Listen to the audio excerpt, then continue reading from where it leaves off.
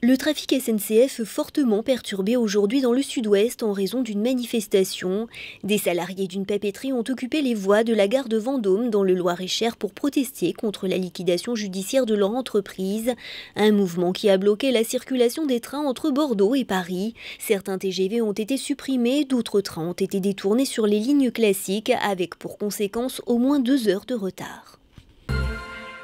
Le bouquetin ibérique est bientôt réintroduit dans le Béarn. Disparu depuis un siècle du versant français des Pyrénées, il fait son retour depuis quelques années. Une centaine d'animaux ont déjà été relâchés dans le parc national des Pyrénées, en Haute-Pyrénées. Ce printemps, ce sera au tour de la vallée d'Aspe d'accueillir le bouquetin ibérique dans le cadre d'un programme de réintroduction. Coût de l'opération en Béarn, 1 million d'euros sur 3 ans. Une somme prise en charge par l'Europe, la région et le département.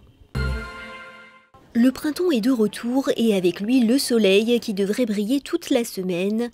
Sur les étals des marchés, les fraises et autres fruits et légumes d'été ont même déjà fait leur apparition.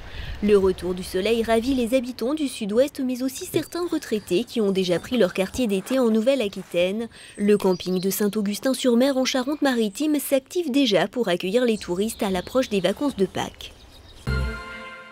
Un bilan positif pour la deuxième édition des Basques à Bordeaux qui se déroulait le week-end dernier.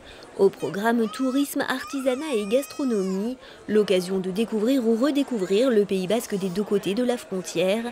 L'événement a attiré 16 000 personnes sur 2 jours, un chiffre quasi similaire à celui de l'an dernier. Sa présence dans l'agglomération paloise fait le buzz sur les réseaux sociaux.